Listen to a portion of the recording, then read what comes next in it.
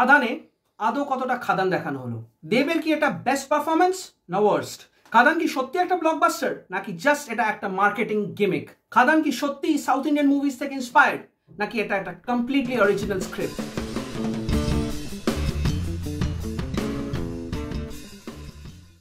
নমস্কার and welcome to thrash hour.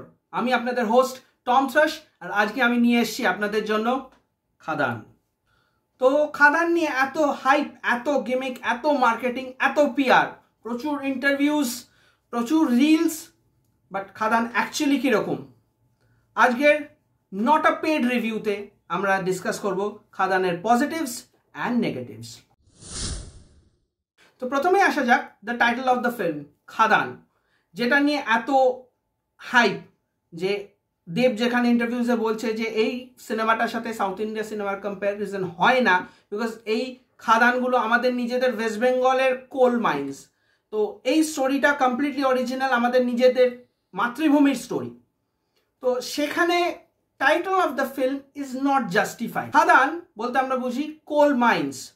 এবং আপনারা যখন পুষ্পা দেখবেন, পুষ্পাতে দেখানো হচ্ছে যে পুষ্পা হচ্ছে একজন স্যান্ডেলউড স্মাগলার।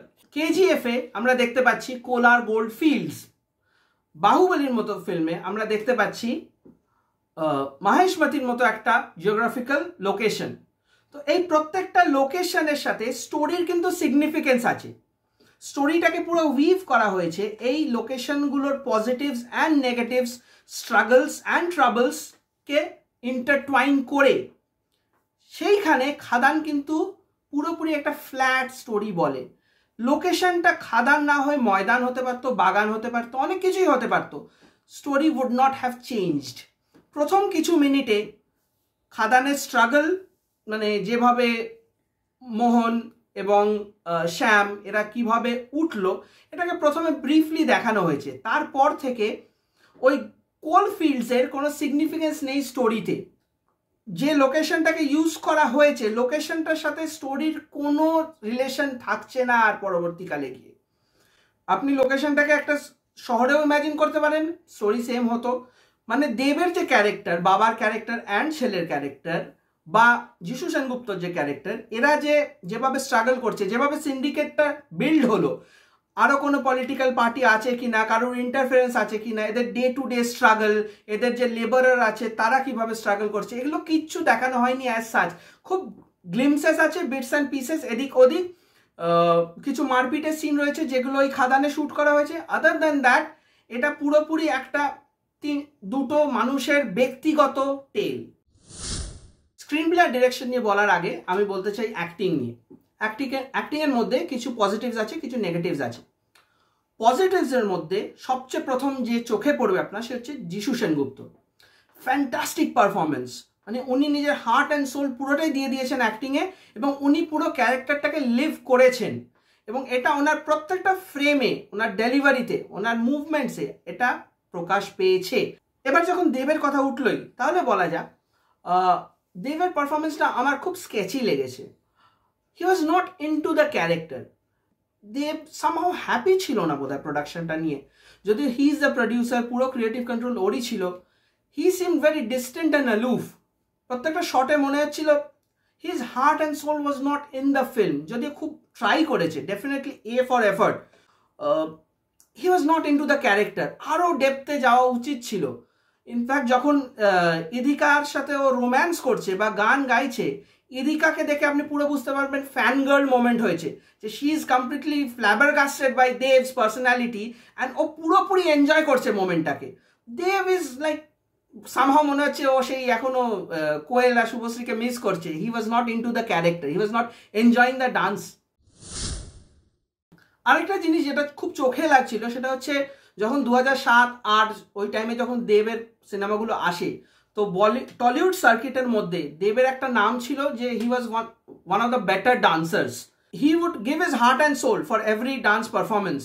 সেখানে অবভিয়াসলি দেবের বয়স হয়েছে, বাট দেখে মনে হচ্ছে শরীর ছেড়ে দিয়েছে।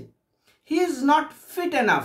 মানে ও যখন এতদিন ইনভেস্ট করেছে, এত টাকা ইনভেস্ট করেছে খাদানের পেছনে, তো আমার মনে হয়েছিল ওর ক্যারেক্টারে ঢোকার জন্য he should have gotten back into shape.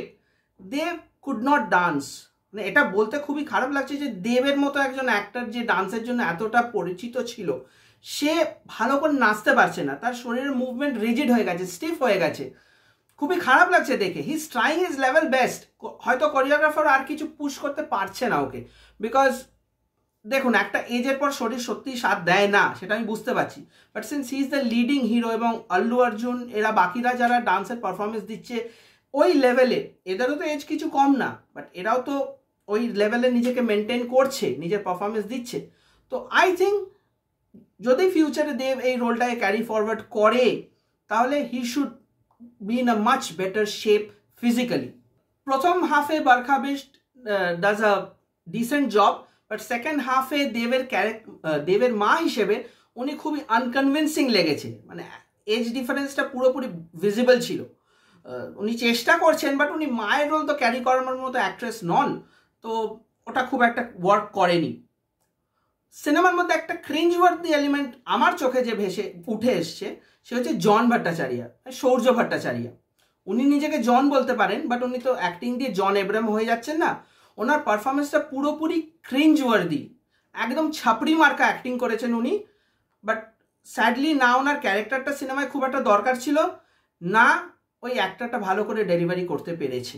আমি যখন বিনোদিনীর রিভিউ করছিলাম তখনও আমি এই নেপোটিজম আর লবির কথাটা বলেছি, এগেন আমি রিপিট করব। দেখুন, লবিবাজি বা লবি, নিজের একটা লবি মেনটেন করা এটা খারাপ না, হলিউডেও করে, বলিউডে করে, সবাই করে, সবাই নিজের প্রেফার্ড অ্যাক্টার্সদের নিয়ে কাজ করা প্রেফার করে, because it's easier to work with them and you already have an establish chemistry.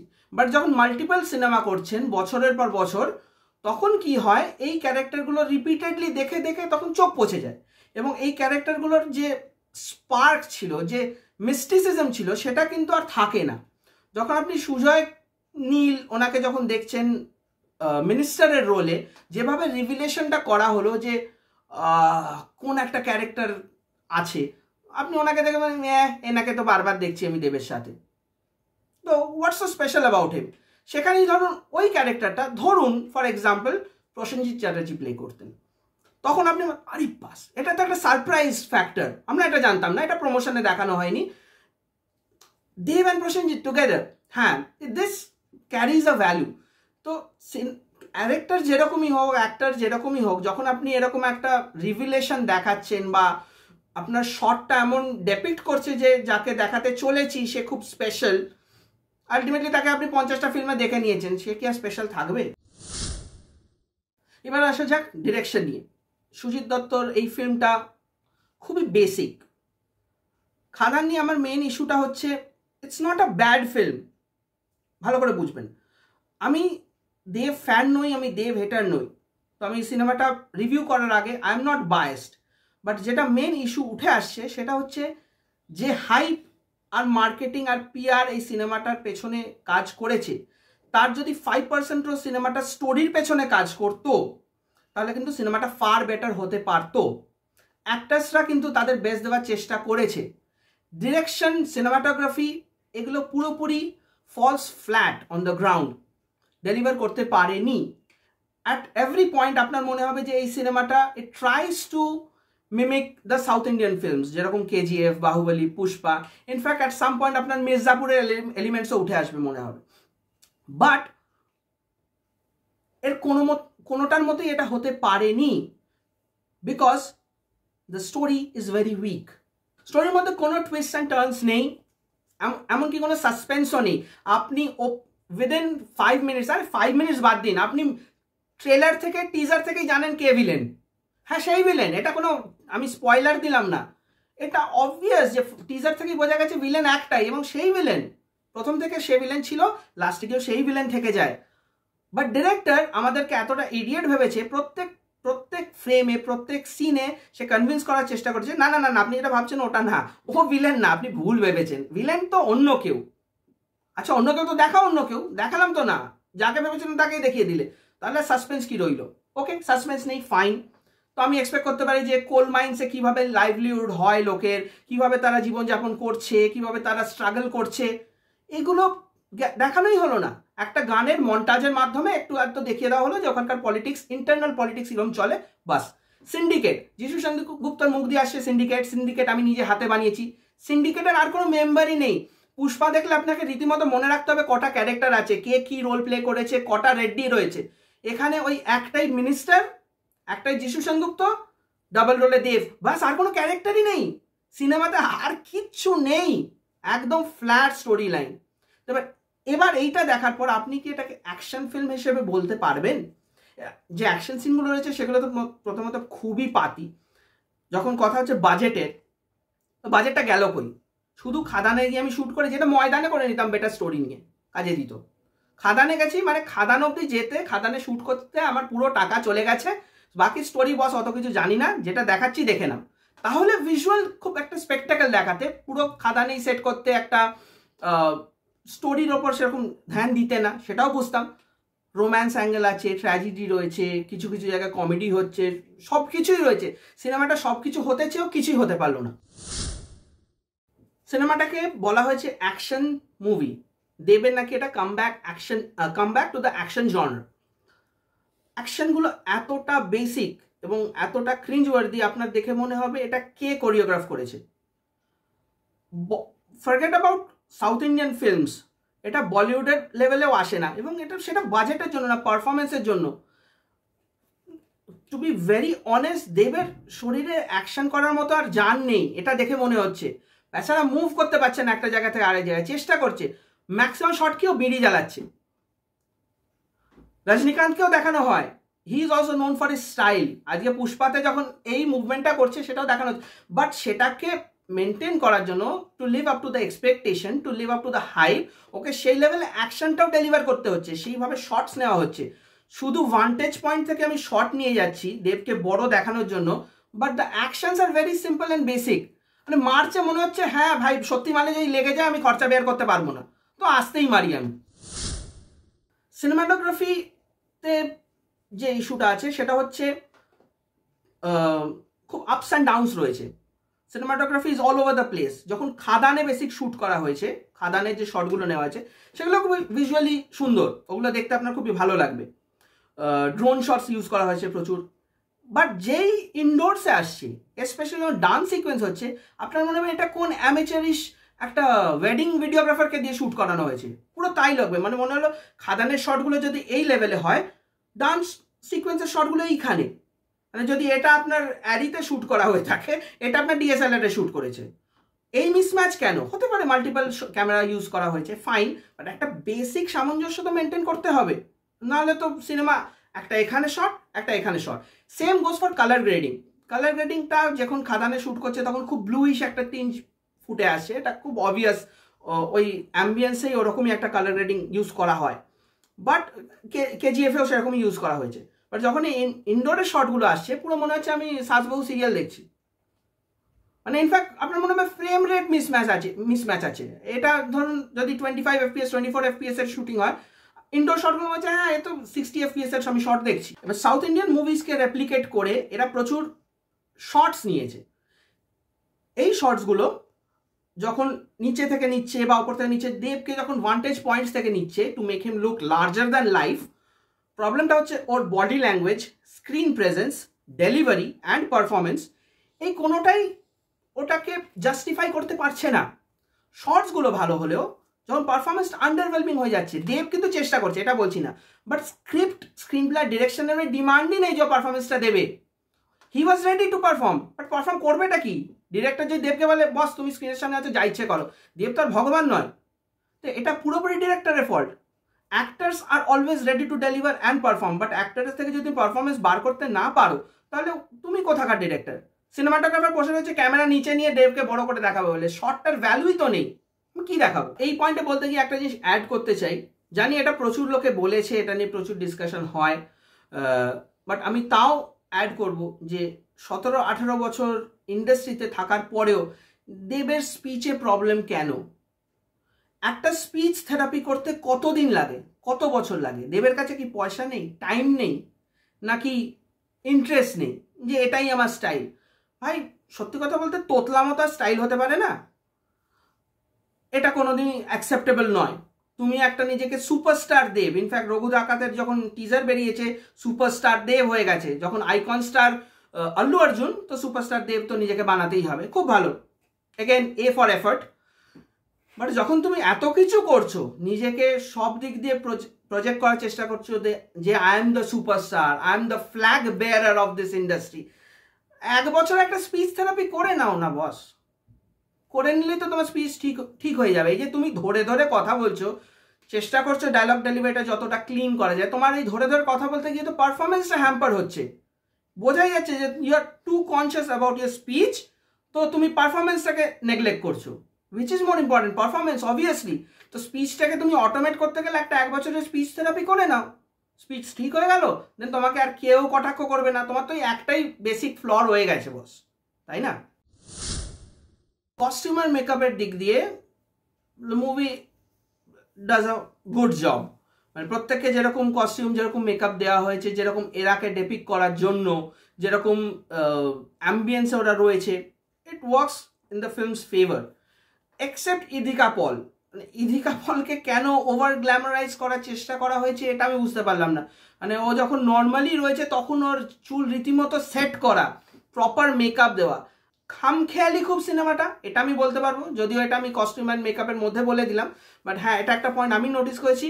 Director is not very sure যে ও কী করতে চাইছে, তো একটা জিনিসে খুব একটা টাইম স্পেন্ড করেনি। একটা থট এসছে মাথায়, সেটা দেখিয়ে সেটাতে আর লিঙ্গার না করে he moves on to the next thing, যেখানে এইটার ওপর স্টে করে এটাকে ভালো করে দেখালে হয়তো সিনেমাটা অনেক বেটার হতো। যখন আমরা বাহুবলী দেখছি যে কাটাপ্পার ক্যারেক্টার মোটিভেশন কীরকম, আর যে দেবসেনার ব্যাকগ্রাউন্ড কীরকম, প্রত্যেকটাকে দেখানো হয়েছে। ইনফ্যাক্ট যখন এটার সিকুয়েল হবে ভেবে রাখাই হয়েছে, লাস্টে যখন বলছে টু বি কন্টিনিউ, তার মানে অবভিয়াসলি সিনেমাটা শ্যুট করার সময় ভাবাই হয়েছিল যে এটা সেকেন্ড পার্ট এবং থার্ড পার্ট হয়তো আসবে। তো সেখানে প্রত্যেকটা ক্যারেক্টারকে স্পেস অ্যান্ড টাইম কেন দেওয়া হলো না, গ্রোথ কেন করতে দেওয়া হলো না?